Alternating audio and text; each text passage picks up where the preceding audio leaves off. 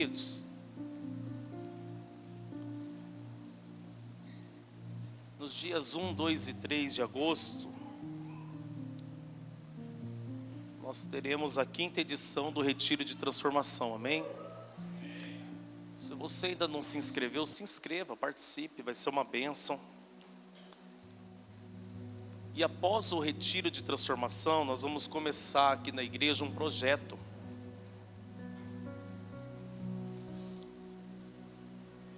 GFC. Eu vou repetir. GFC. Repita comigo. GFC.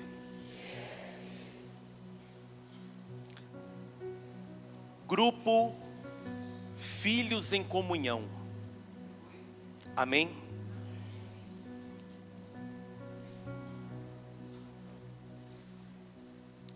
Semelhante a uma célula, mas sem aquele modelo celular da visão.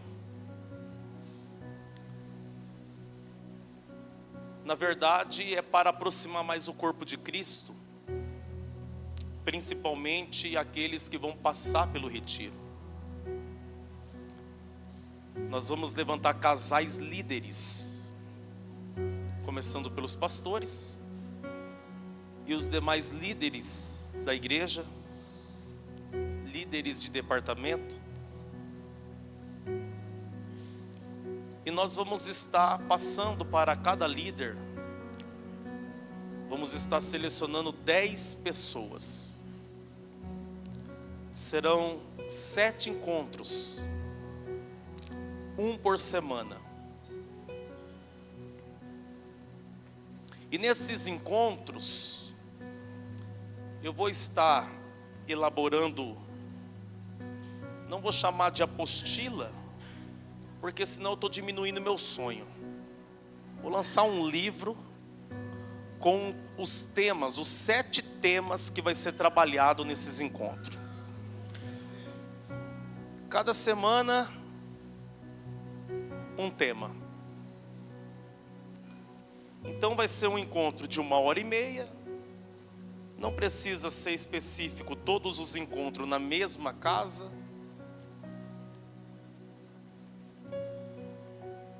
Vocês vão estar vendo com o seu grupo qual casa está disponível. E vocês vão fazer esses 7 encontros e trabalhar os 7 temas. E vai ser um momento de comunhão, de adoração, oração e compartilhar a palavra. Amém? É aí você vê na sua casa, aonde a comunhão não vai ser só aqui, mas a comunhão também vai ser no seu lar. Amém, igreja?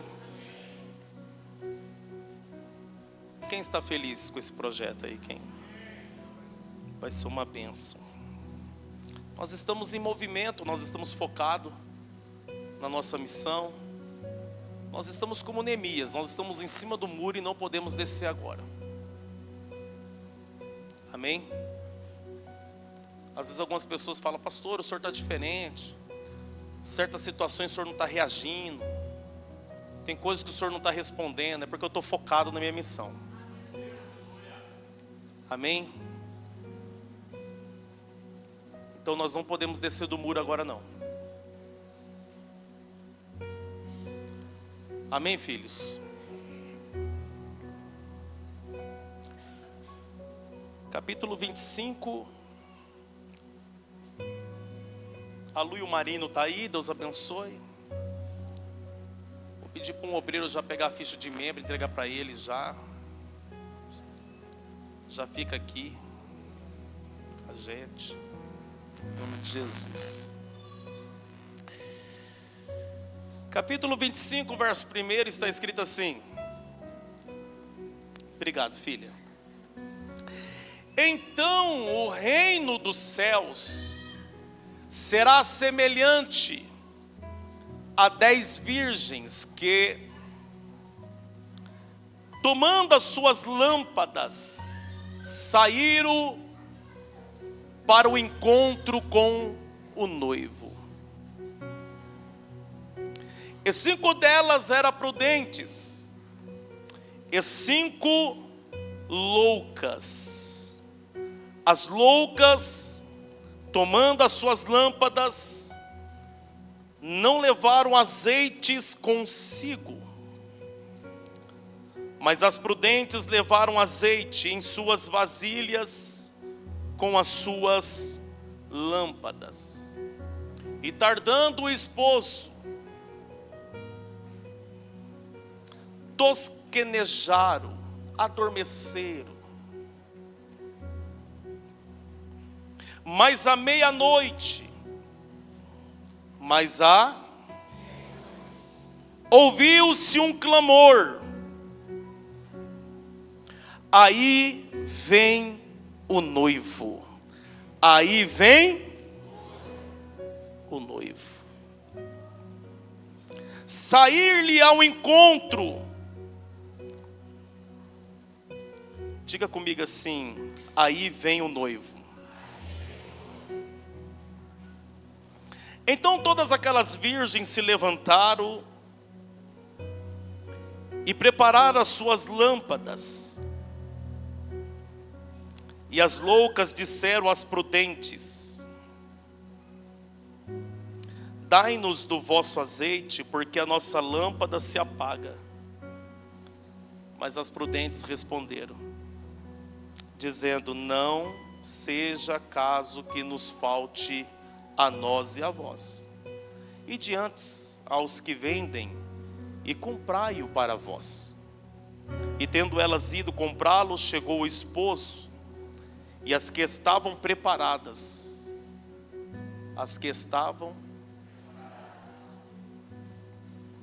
entraram com ele para as boldas, e fechou-se a porta. E depois chegaram também as outras virgens, dizendo: Senhor, Senhor, abre-nos a porta. E ele respondendo disse: em verdade vos digo que vos não conheço.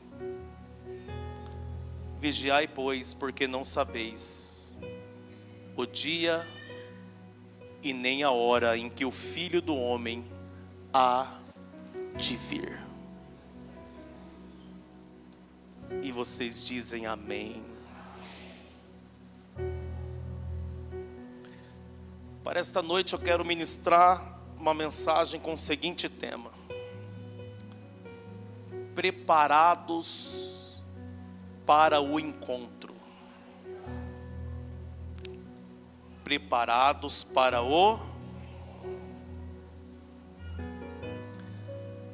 Essa parábola,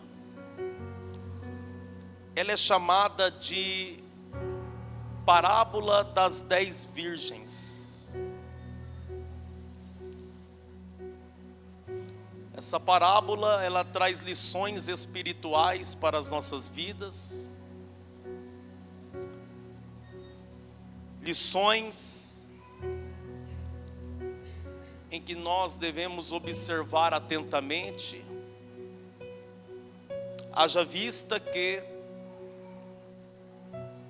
eu acredito que esse dia está chegando, o dia do grande encontro.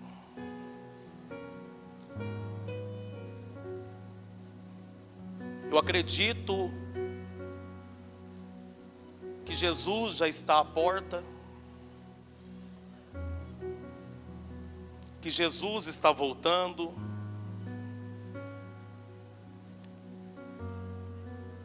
E a nossa esperança tem que estar no Senhor. Se você prestar bem atenção, muitas coisas já têm acontecido nestes 5 meses de 2025. Terremotos em alguns lugares, quem está acompanhando aí? Só essa semana foi em 3 países.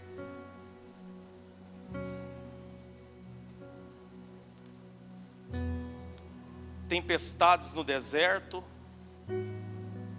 tempestade vermelha no Iraque, Rio Eufrates já está secando, o Mar Morto, há uma profecia que ele vai receber vida. Em volta do Mar Morto já está várias crateras abertas, chamada de bolhões. Já há algum tempo vem abrindo essas crateras, sem auxílio de homem. Simplesmente elas estão se abrindo. E elas começam a fluir água. E a água dentro dessas crateras não é salgada, como as águas do Mar Morto. E são águas que já tem peixe. Começou a dar peixe. A profecia fala dos pescadores que vão estar em volta do Mar Morto. Jesus disse: preste atenção nos sinais. Eu sei que falar sobre volta de Jesus, sobre tempo do fim, é um banho de água fria. Em alguns. Porque na verdade é um assunto que mexe muito conosco, principalmente quem está tão apegado às coisas aqui da terra. E quando eu digo isso, eu não estou dizendo que você tem que esquecer tudo, abrir mão de tudo e eu vou para o meio do mato, vou esperar. Não. Você vai continuar trabalhando, prosperando, projetando, estudando, enriquecendo, tudo para a glória de Deus. Mas sabendo que a trombeta vai tocar. A tua alma tem que estar preparada. Quem está entendendo isso aqui? A questão é que todos nós sabemos que o noivo, que se refere a Jesus, vai voltar. Todos nós sabemos que esse evento vai acontecer. Nós só não sabemos a hora. Nós só não sabemos o dia. Isso faz com que aumente a nossa responsabilidade para com Deus. Então, nessa noite eu quero falar acerca de estarmos preparados para este encontro. E nessa parábola narrada por Jesus, Jesus estava falando justamente acerca dessa preparação.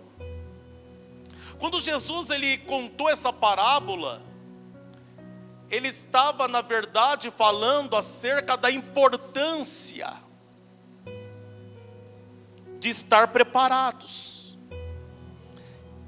Só que para que todos entendam essa parábola e aquilo que Jesus estava dizendo, nós precisamos entender o contexto histórico. Por quê? Porque aqui nós temos um casamento. Nós temos aqui as bodas. Diga comigo, as bodas. A palavra bodas no original significa banquete de casamento, festa de núpcias. Então nós temos um casamento, nós temos uma festa, nós temos um banquete, nós temos um noivo. E nós temos 10 virgens. Quantas virgens? 10 virgens. Então imagina a cena: 10 jovens, 10 moças, vestidas de branco,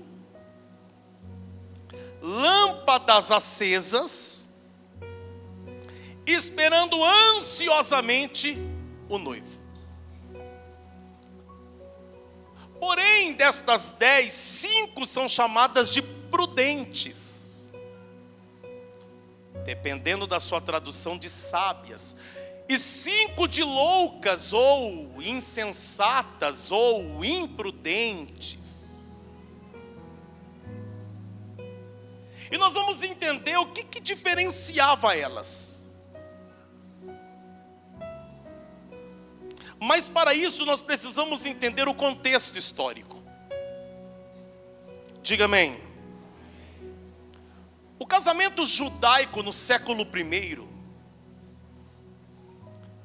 o noivo, ele vinha buscar a noiva. E quando o noivo, ele vinha buscar a noiva, ela estava aguardando ansiosamente pela sua chegada dentro da sua casa. Então o noivo, ele vem, e ele vem acompanhado de 10 amigos.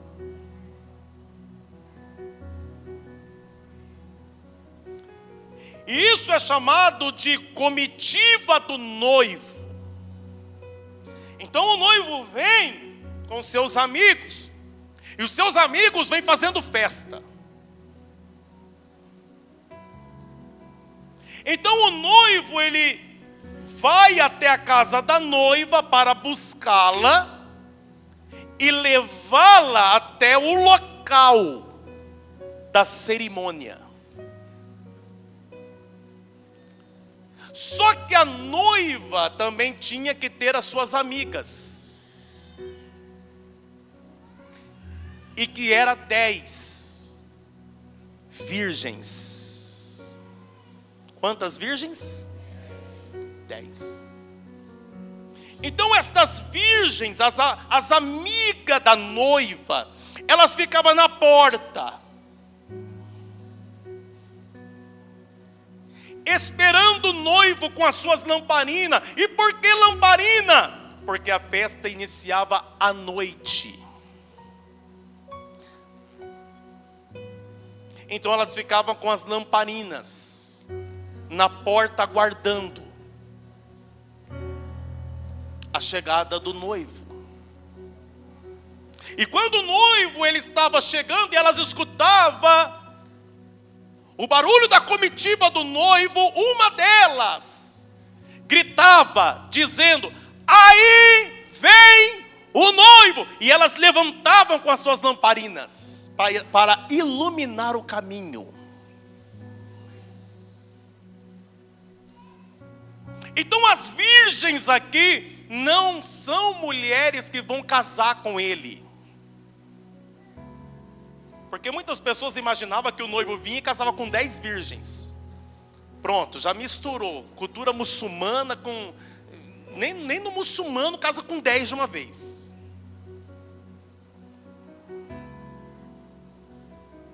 Quem está entendendo isso aqui? Eu não vou nem perguntar quem que acreditava que casava com as 10. Nem vou perguntar aqui porque...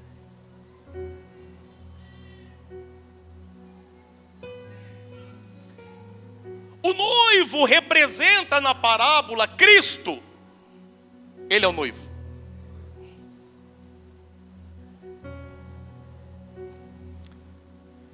A noiva, nós podemos dizer que ela é a igreja, porque a igreja é chamada de noiva. Só que no contexto aqui, você percebe que não está falando da noiva.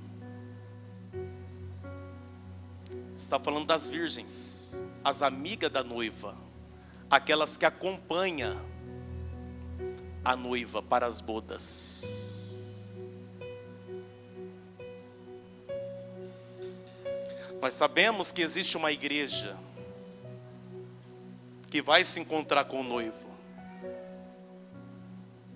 E nós somos aqueles que temos que estar preparados para este encontro.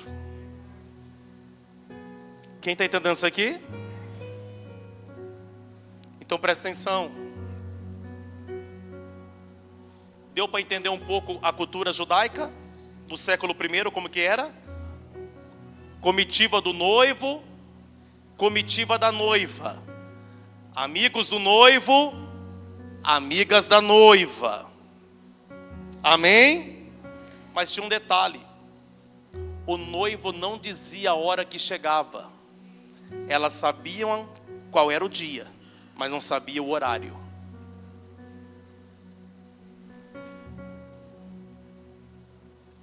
Então elas ficavam ali esperando. E depois das 6 da tarde já tinha que acender a lamparina.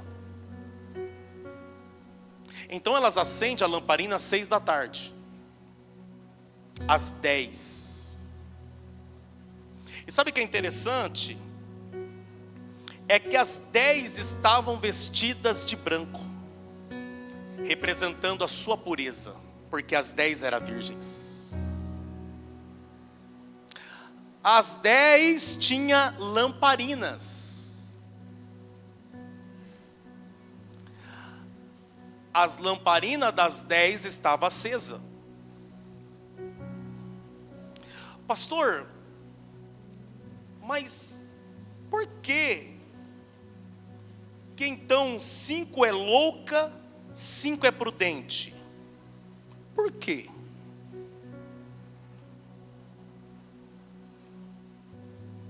Se todas estavam vestidas iguais, se todas guardou a sua pureza, se todas tinham lamparina, é que 5 estavam preparadas porque elas não levou sua lamparina. Elas levaram azeite reserva. Porque o azeite era o combustível para manter a chama acesa. Não, vou repetir. O azeite era o combustível do fogo. O azeite fazia com que o fogo não se apagasse. Porque não adianta nada ter lamparina, mas não ter azeite para mantê-la acesa. Então olha para cá, só para que você entenda o sentido espiritual disso. O azeite, ele representa a presença do Espírito Santo. Todas as vezes que você vê a palavra azeite na Bíblia, azeite fala de unção. Azeite simboliza a presença de Deus, a presença do Espírito Santo de Deus. Então vamos partir da ideia de que o azeite é a presença do Espírito Santo. A lamparina e o fogo dela é a luz que nós temos que manter acesa na nossa alma.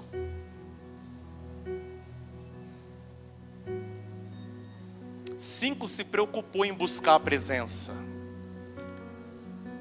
de ter a presença, porque não queria que a luz dela se apagasse. Mas as outras 5 só se preocuparam com a aparência. Veste branca, lamparina, mas não tiveram cuidado de buscar a presença do Espírito de Deus, não buscaram o azeite necessário. Por quê? Porque o noivo podia chegar às 6:30, 7 horas, mas talvez o noivo poderia demorar. E nessa demora, a lamparina podia se apagar. Só que 5 não estavam preocupadas com isso. Por quê? Porque estavam preocupadas só com a aparência. Nós estamos vivendo hoje uma igreja que existe o grupo daqueles que busca a presença, faz de tudo para manter a presença de Deus, a presença do Espírito Santo, mas nós temos aquele grupo que a presença de Deus está em segundo plano, porque mais importante é a aparência primeiro. Mais importante é como eu estou vestido primeiro. Mais importante é eu estar aqui participando do evento. Se o azeite vai acabar, se não vai acabar, aí é outros 500. Mas vamos manter a aparência de pureza, aparência com veste branca. Vamos manter a aparência, vamos mantendo a aparência. Por quê? Porque mantendo a aparência, nós ficamos semelhante a todo mundo. Nós estamos parecendo com todo mundo. Vamos manter a aparência, mas só que o noivo pode tardar. E se o noivo tardar, talvez não vai ter presença de Deus suficiente para que a chama de Deus continue acesa dentro de você.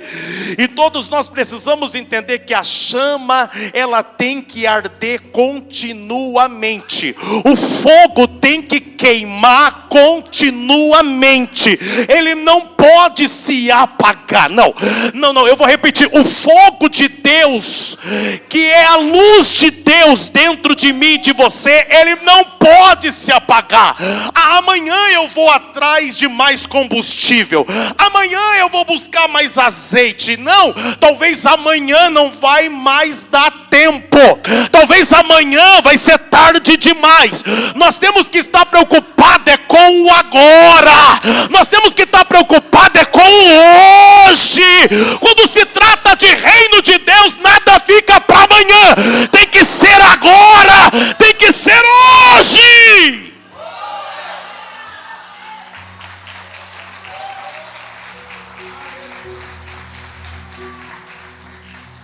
Se nós partir da ideia só do azeite, você vai na venda e compra. Mas partindo da ideia da presença de Deus, do Espírito Santo, aí a gente já vai ter que entrar em outro campo, que é o campo da busca. Do buscar a Deus. Buscar a presença de Deus. Pastor, e o que faz a presença se acabar? O que faz o azeite se acabar na vida de uma pessoa? É quando a gente mantém a aparência, mas fazemos tudo aquilo que desagrada a Deus. Nós mantemos a aparência,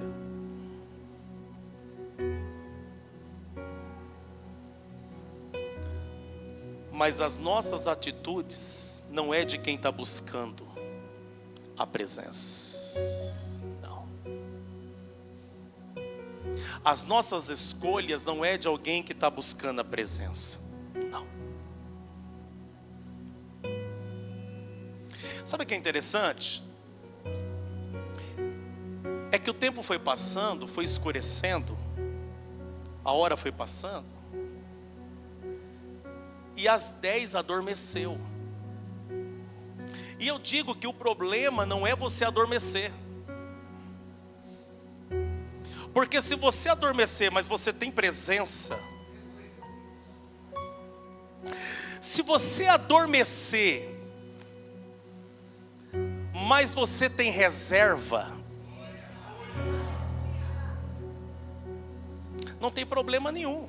O problema é quando você adormece e não tem reserva. E presta atenção, se tratando de noite, nós nos referimos às trevas, escuridão, apagar das luzes. Sim ou não? Então, no apagar das luzes, eu vou usar essa expressão, no apagar das luzes, 10 dorme.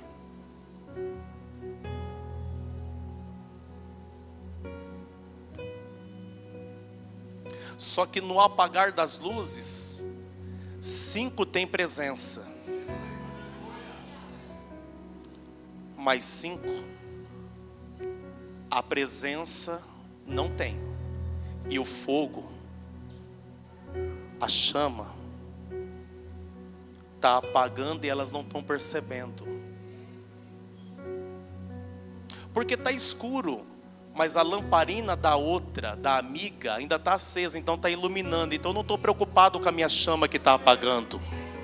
Por quê? Porque eu estou andando com gente que tem luz. Eu estou andando com gente que está com a lamparina acesa. Então eu não estou preocupado se a minha chama está enfraquecendo. Aí a chama vai enfraquecendo. O fogo vai apagando.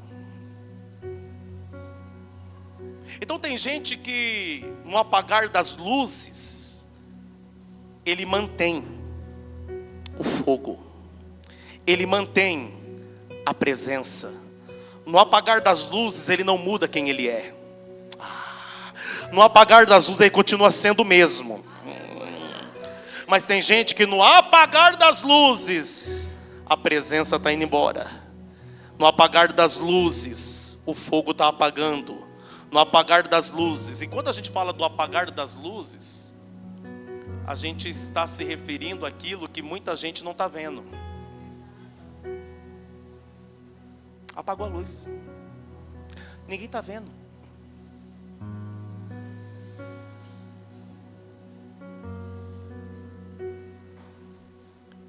E muitos de nós, no apagar das luzes, estamos aproveitando o escurinho para fazer aquilo que os outros não estão vendo. Aqui eu mantenho a aparência de servo. Aqui eu uso a religiosidade ao meu favor. Homem de Deus. Homem de oração. O que? A coisa que eu mais amo na minha vida é subir monte.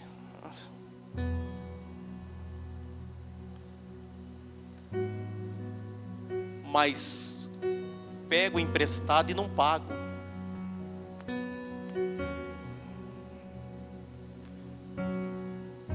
Ameaço os outros. Porque se você não fizer do meu jeito, eu corto a tua cara. O fruto do Espírito está bem longe. O fruto do Espírito...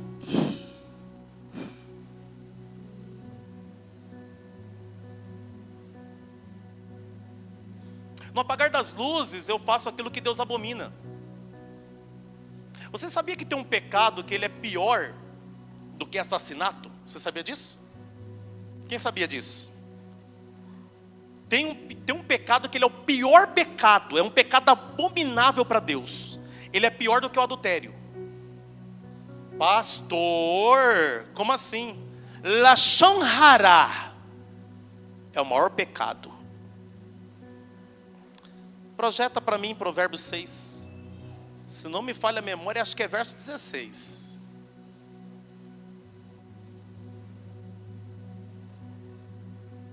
Aqui, volta, filho. Volta.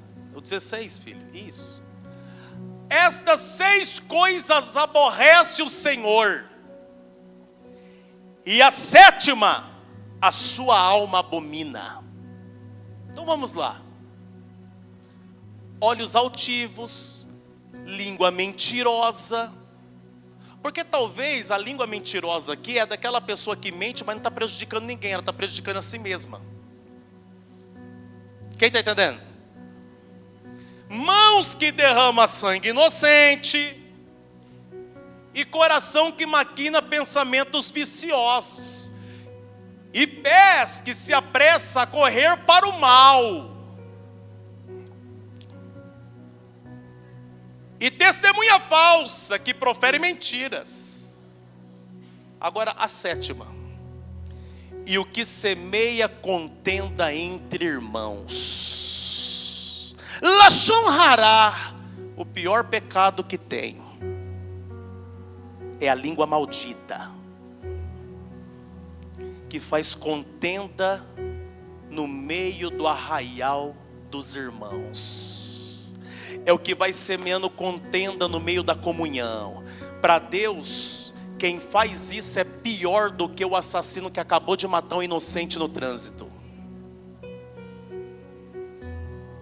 Para Deus, o que semeia contenda é pior do que a pessoa que acabou de ser julgada e condenada por latrocínio. E sabe o que é interessante? O que semeia contenda entre irmãos não é quem está lá fora, não. É quem está aqui dentro. E já percebeu que é o tipo de pecado que nós cometemos e não sentimos peso na consciência? Agora, adulterou, já fica perturbado. Por quê? Porque a balança, ela tem um equilíbrio de religiosidade na tua vida, que na verdade, na sua consciência, essa balança ela está desequilibrada. Deixa eu falar uma coisa para você, tem pecado que você comete que prejudica só você. Agora tem pecado que você comete que prejudica um irmão, 2 irmãos, 3 irmãos, 4 irmãos, 5 irmãos, 6 irmãos. Isso aqui é uma das coisas que no apagar das luzes faz com que o fogo apague. Faz com que o azeite cesse. Faz com que a presença de Deus vá embora. Mas eu não percebo, eu estou dormindo. A minha consciência está tão adormecida que na verdade eu mantenho a aparência para parecer com alguém que tem compromisso.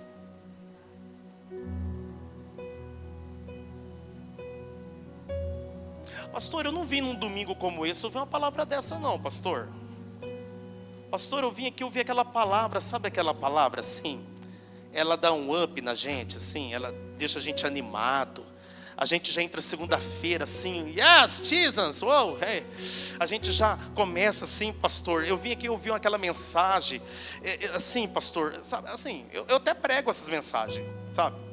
Se você vir na terça-feira, eu prego as mensagens assim, sabe? Porque o contexto do culto é profético. Então a farinha da panela não acaba, o azeite da botija não vai terminar. Não, vai ter chuva na tua colheita. Tem essas palavras assim, entendeu? A mulher do fluxo de sangue, você vai parar de sangrar. A filha do Jairo, alguém vai ressuscitar na tua casa. Sabe, essas palavras assim, você vir na terça, você vai receber essas palavras assim. Às vezes de domingo também prego também essas palavras assim, porque eu também preciso.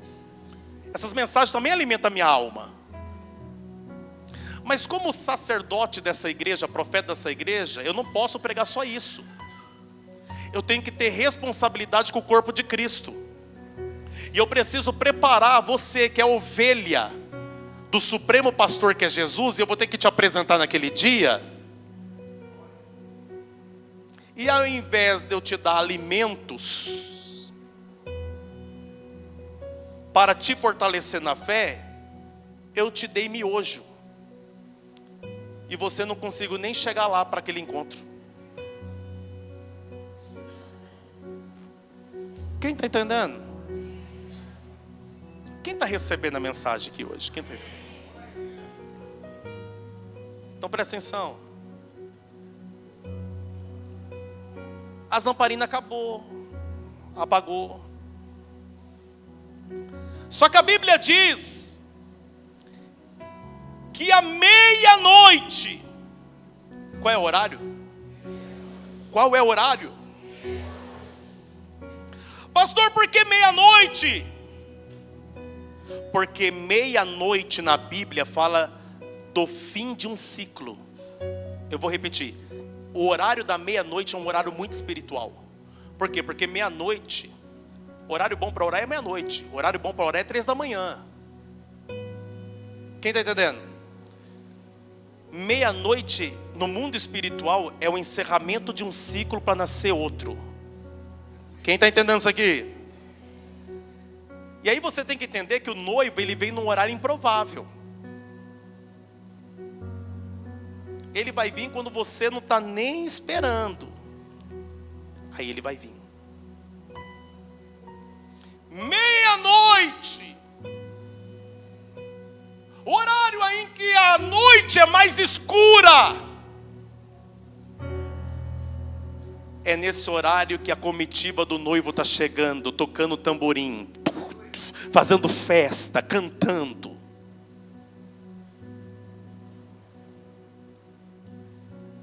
Quem está entendendo? As virgens estavam dormindo na porta da casa da noiva. Aí uma delas escutou, se levantou e disse: aí vem o noivo. Às 10 se levanta.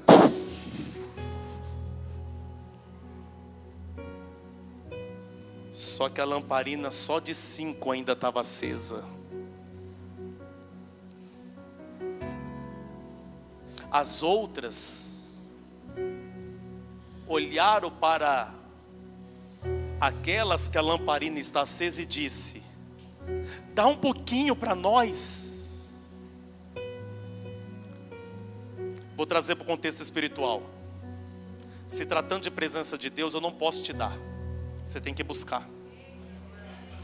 Se tratando de presença, eu posso sim compartilhar com você dons. Se Deus assim falar comigo e falar que tem uma chamada específica na tua vida, e que as ferramentas que serão usadas no teu ministério são as mesmas ferramentas minha, e aí o Senhor vai falar: compartilha com ele dons. Eu posso compartilhar dom com você.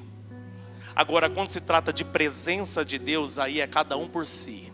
Aí é você que tem que buscar.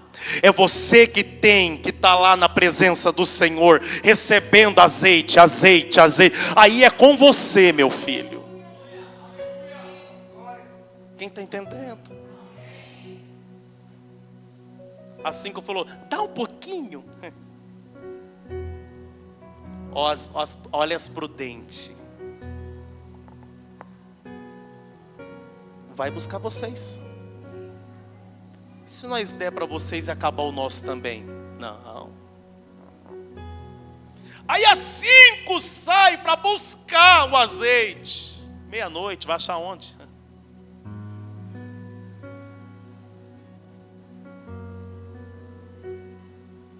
Ei, cuidado. Para você não querer resolver as coisas na última hora. Olha para essa pessoa e fala: cuidado. Não queira resolver as coisas na última hora. Até porque, quando se trata do encontro com Cristo, esse encontro não acontece só se Jesus vinha, a trombeta tocar e aconteceu aquilo que na tradição cristã diz que vai acontecer o arrebatamento da igreja.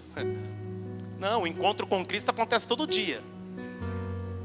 Ah, pastor, como assim? Então, quando eu vou para minha casa, eu passo perto de 3 velórios. Acho que é 3 ou 2 ali, né? De vez em quando eu passo, vindo para a igreja, está vazio. Quando eu estou voltando, está lotado. Será que a pessoa que está lá sendo velada, ela planejou? Ela disse assim: eu vou morrer no dia 17, às 3h45 da manhã. Quem é que planeja isso? Quem é que sabe sobre isso? Então você precisa entender que encontro com Cristo acontece todo dia. Está acontecendo agora na vida de alguém por aí. Pastor, mas lá do outro lado, lá não tem como dar uma resolvida? Não, pastor, lá não tem cambista, lá do outro lado, para comprar um ingresso assim?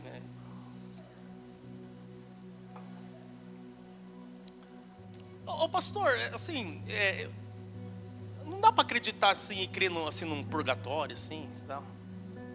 Dar uma purificada, né, pastor, assim, do outro lado.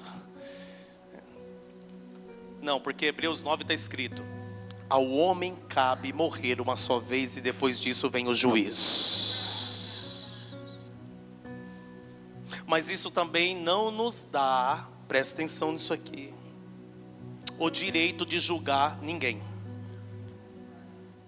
Já viu? Tem pessoas que vai lá num velório de alguém que morreu em situações trágicas, foi para o inferno. Assim, se eu tiver no velório, for uma pessoa que eu amo muito, parente meu, e uma pessoa falar isso, eu quebro você no pau, cara. Não, e depois eu volto e oro ainda. E depois tomo Santa Ceia.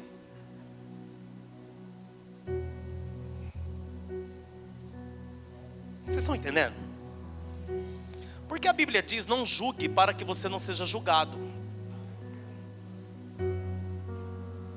Você não estava com aquela pessoa 10 segundos antes dela dar o último suspiro. A Bíblia diz que todo aquele que invocar o nome do Senhor, esse será salvo. Você não estava com a pessoa ali 1 minuto antes. Você não sabe talvez do concerto que ela teve com Deus ali. Você sabe qual foi o período em que teve mais salvação de almas? 2020. Na pandemia. Milhares de pessoas ficou em hospitais, em respiradores, mas a consciência estava ativa. Quem está entendendo isso aqui? Teve muitas pessoas que lá teve a oportunidade de clamar por Cristo, que talvez não passou a vida dentro de uma igreja, mas o fato de saber quem era Jesus, sentindo que já eram os últimos minutos, clamou por Ele, e Ele é misericordioso. A graça de Deus se manifestou dentro de CTI, dentro de UTI, dentro de hospital. Foi uma das maiores colheitas de Deus. Sabe, acerca do suicídio, também não nos dá o direito de julgar ninguém. Por quê, pastor? É comprovado que 70% dos que se enforca se arrepende. É comprovado. Porque no desespero, na hora que começa a voltar, a pessoa coloca a mão. Então a maioria nas perícias vê que a mão arranhou, a pessoa tentou tirar. Pastor, mas é a decisão que colocou ela lá. Você também não estava sentindo a dor que a pessoa estava sentindo. Quem está entendendo isso aqui? Talvez você nunca ouviu um pastor falando sobre isso, então está ouvindo primeiro falar sobre isso. Porque o perdão de Deus acontece através do arrependimento. Se arrependeu. Quem está entendendo? Então presta atenção. Só que todos nós somos conhecedores da palavra de Deus. E por essa razão nós temos que estar o quê?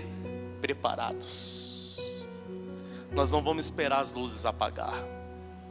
Não, nós vamos manter a nossa chama acesa, a nossa lamparina acesa. Quem está entendendo isso aqui? Então presta atenção, o noivo chega. O noivo chegou. Diga glória. Aí o noivo buscou a noiva. Pegou a noiva. O noivo agora vem trazendo a noiva. As virgens, as 5 virgens estão com as lamparinas. Vou pegar isso aqui para simbolizar uma lamparina. As 5 estão com as lamparinas, iluminando o caminho do noivo. Iluminando o caminho, levando para as bodas, para o grande banquete. Eles estão entrando lá no grande banquete, a porta se abriu, eles estão entrando. O lugar já está preparado. Se assentaram à mesa. E o noivo então declara: feche a porta. A porta se fecha. E quando eles estão lá nas bodas do Cordeiro, porque bodas do Cordeiro vai ser o encontro da igreja com Cristo naquele dia, segundo Apocalipse.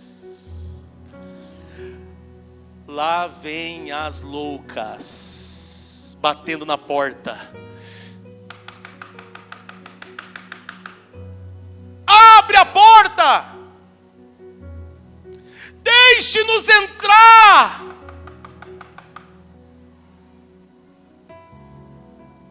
E o noivo vai dizer: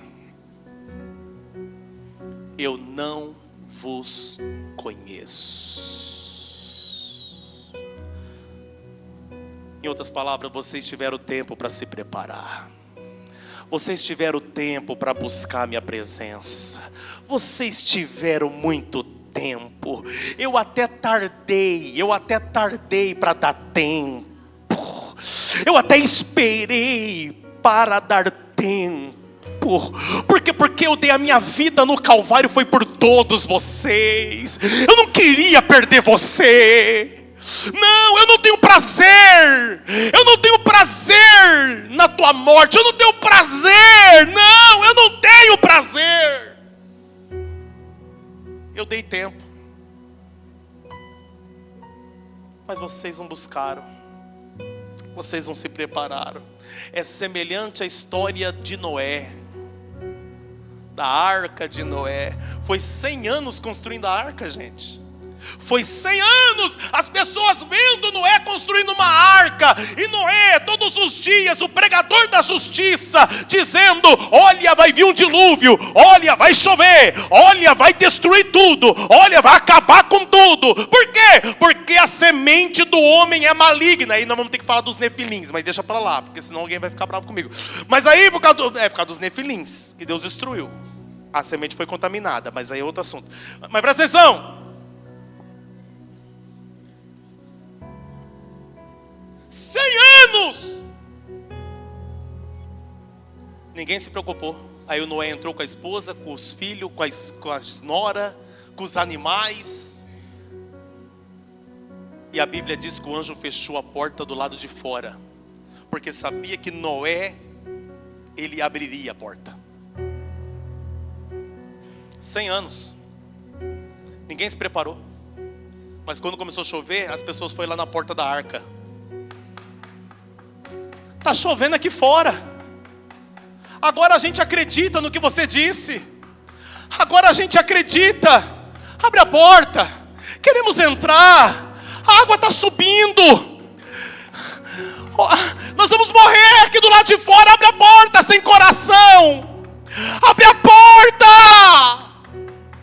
Mas não tem como mais abrir a porta. E daqui a pouco vai diminuindo. Não tem como mais. Foi 100 anos batendo prego, pregando madeira. Foi 100 anos falando que ia ter dilúvio e vocês não se prepararam. Aí talvez alguém vai falar assim: pastor, mas assim, pastor, a gente está vivendo um mundo diferente. O mundo pode estar diferente, mas a palavra continua sendo a mesma.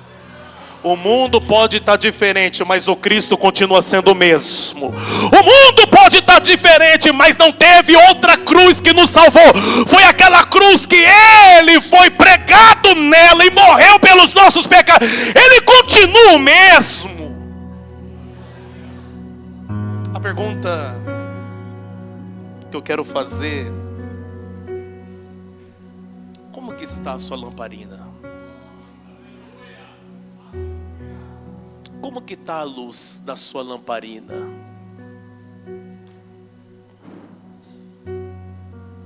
Eu não estou pregando para você ser um religioso bitolado, porque senão seria um hipócrita, porque nem eu sou religioso.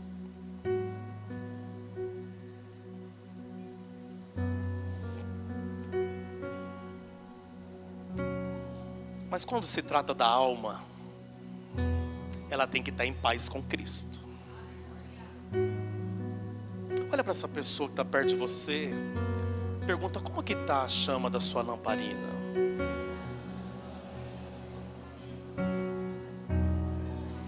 Pastor, está meio apagando. Assim, né?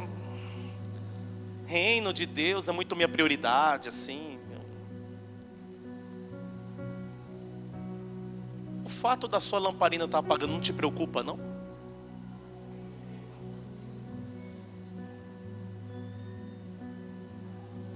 Eu posso falar algo para vocês? Eu não sei você, assim, Eu já vi muito pastor falando assim: nós não podemos ter medo do inferno, porque nós estamos em Cristo. E aí o povo, né, sente aquele negócio, não é? Aquele trem assim, né? Aí a gente vai. Eu vou falar uma coisa para você, eu vou confessar um negócio. Eu tenho medo do inferno, irmão. Subir todo domingo aqui nesse altar para ir para o inferno? Entreguei meus finais de semana para Deus para ir para o inferno? Ensinei os valores bíblicos para os meus filhos para ir para o inferno? Eu tenho medo, sim. É um lugar que eu quero estar bem longe. Quem está entendendo isso aqui? Aí você vê uma entrevista de alguém dizendo assim: Lady Gaga no Brasil, estou pronto para descer de tobogã para o inferno com ela. Irmão, você quer ir de tobogã? Ah, meu querido, eu não vou nem falar vai com Deus, porque lá Deus não está. Mas vai. Mas eu não quero ir nesse tobogã, mas nem a pau. Eu quero estar com a lamparina acesa para entrar com o noivo. Quando a porta fechar, eu não quero estar do lado de fora, não. Eu quero estar do lado de dentro. Será que mais alguém está lutando para estar do lado de dentro? Será que tem mais alguém lutando? Eu não estou pregando e dizendo que você tem que ser perfeito.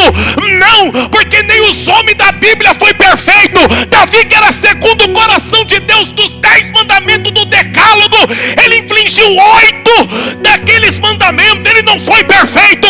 Elias, o profeta, Tiago disse que sofria das mesmas paixões que os homens carnais desta terra sofria. Ele também não foi perfeito. Eliseu não foi perfeito. Moisés não foi perfeito. Nenhum dos homens usados por Deus foram perfeitos. Mas qual é a diferença, pastor? A diferença estava no compromisso que eles tinham com Deus.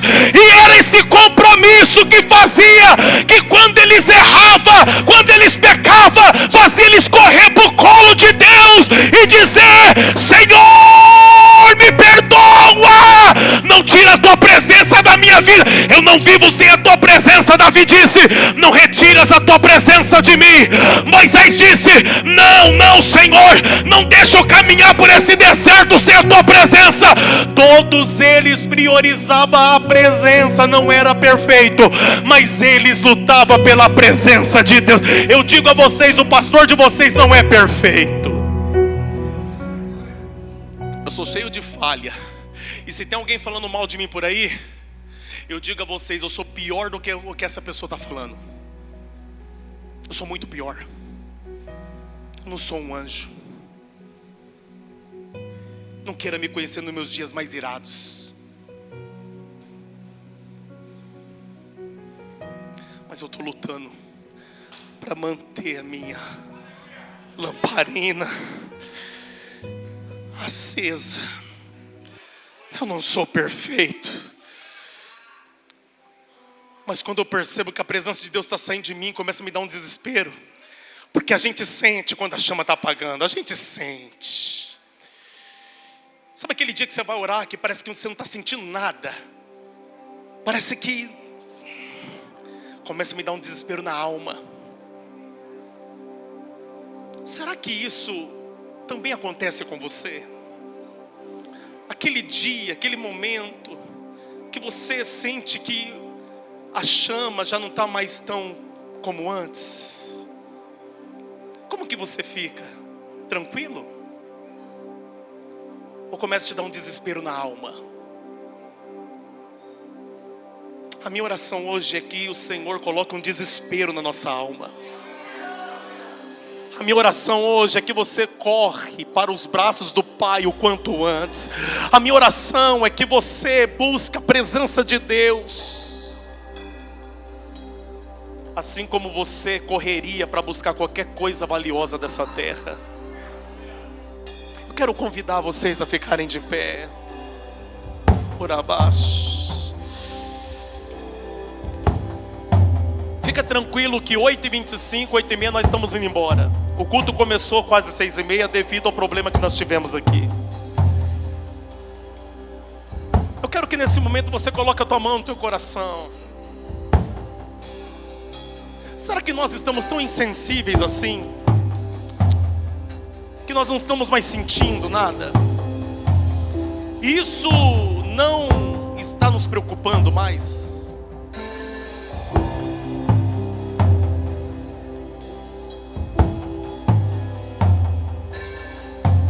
Ou para você está tudo bem?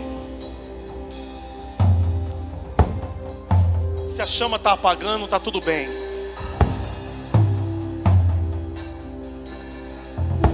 Fecha os teus olhos, é o seu momento com Deus.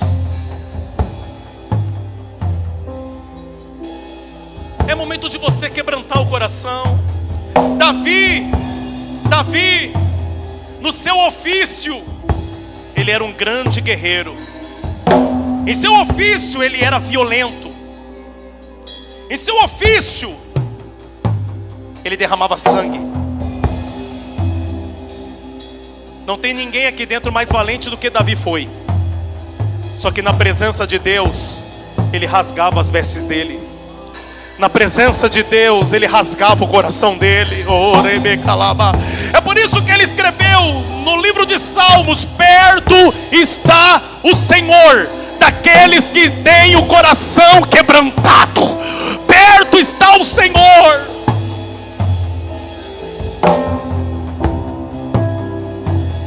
Quebrando o teu coração agora. Quebrando o teu coração agora. E diga ao Senhor: Senhor, a minha lâmpada tem que permanecer acesa, Senhor.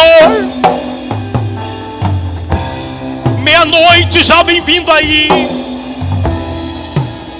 Daqui a pouco nós vamos ouvir um clamor dizendo: aí vem o noivo. Aí vem o noivo. Aí vem o noivo. Mas quando eu ligo a minha televisão no jornal, eu não escuto uma jornalista dizendo acerca de terremoto, não. Eu escuto uma jornalista falando: aí vem o noivo. Quando eu vejo as notícias das tragédias que está acontecendo no mundo, eu não estou vendo só notícia trágica de algo que está acontecendo em algum lugar do mundo, não. Na verdade eu estou escutando uma outra mensagem: aí vem o noivo. Aí vem o noivo. Aí vem o noivo.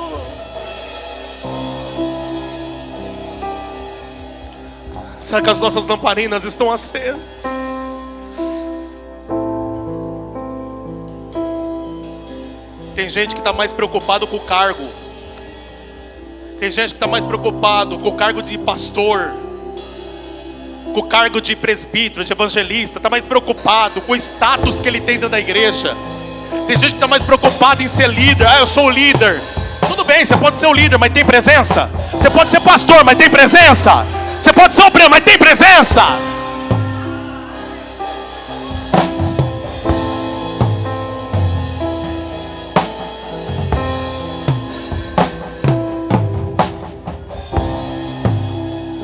Minhas lamparinas estão acesas.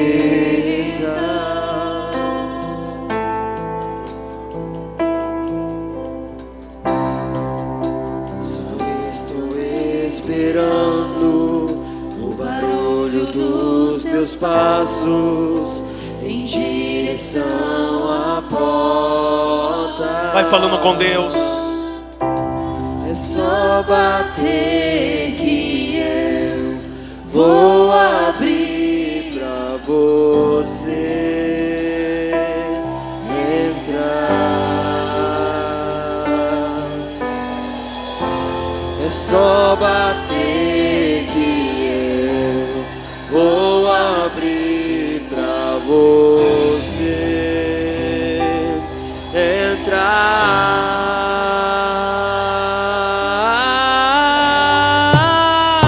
Eu já coloquei as minhas vestes brancas. Estou só te esperando, vem, vamos dançar. 'Maranata,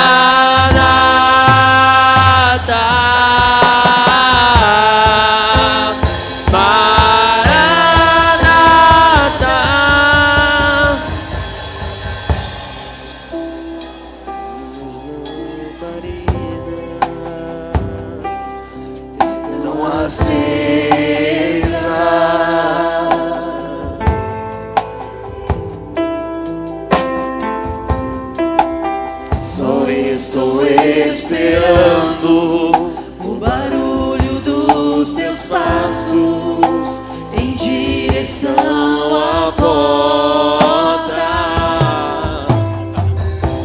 É só bater que eu vou abrir pra você entrar.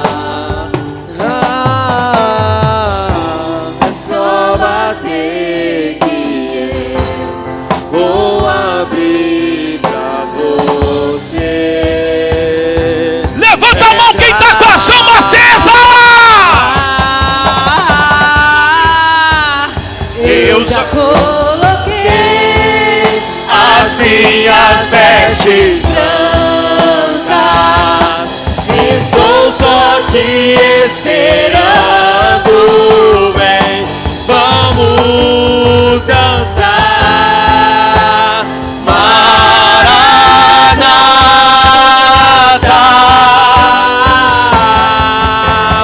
Maranata. Eu já coloquei as minhas vestes brancas. Chora! Estou só Rasga o te coração! esperando. Vem, vamos dançar. Maranata,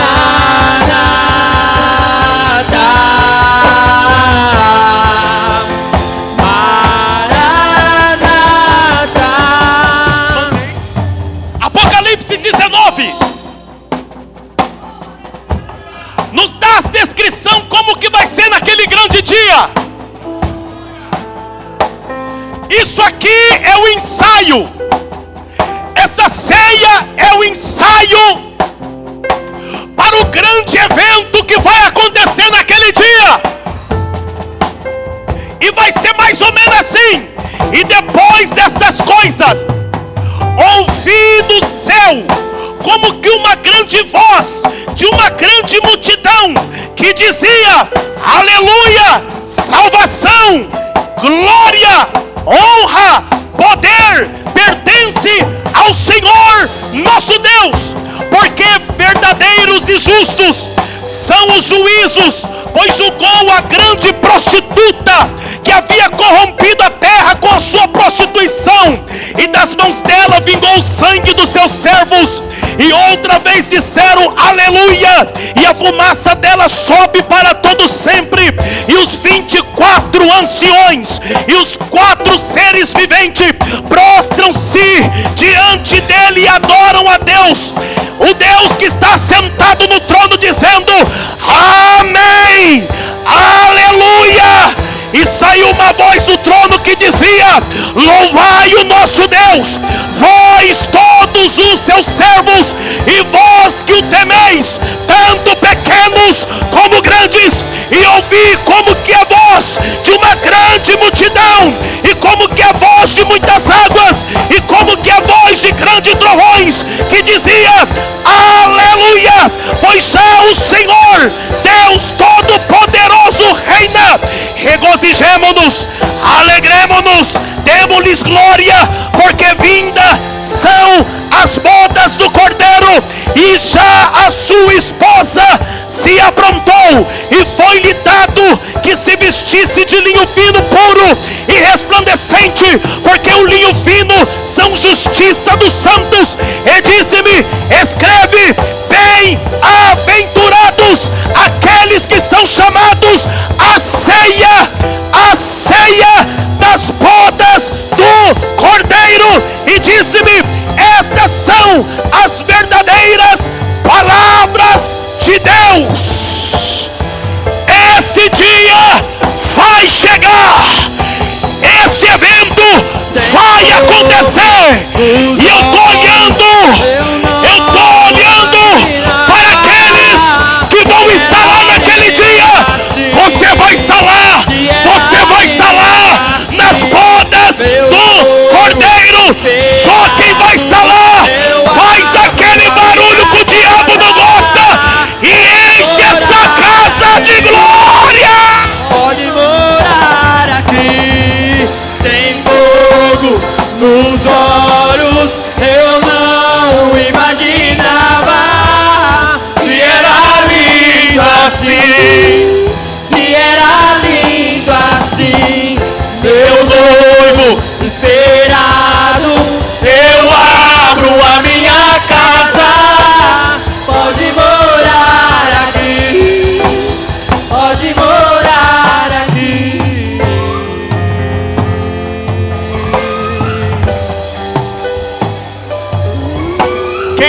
ansioso para esse dia? Quem está aguardando ansiosamente a vinda do Senhor Jesus? Oh, aleluia, eu estou aguardando.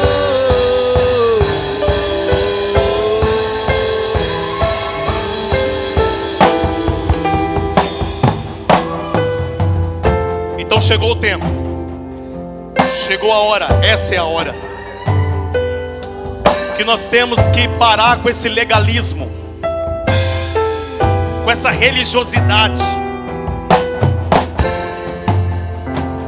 porque o Pai, segundo João, capítulo 4, escreveu: Ele está à procura dos verdadeiros adoradores.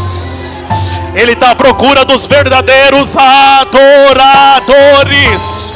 Ele está passando aí procurando o verdadeiro adorador. Olha ele passando, ele está passando aqui procurando o verdadeiro adorador. Vê se tem um verdadeiro adorador perto de você.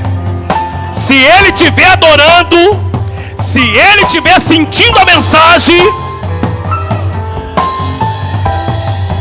é porque a chama ainda está acesa, está acesa, está acesa, está acesa, está acesa, está acesa.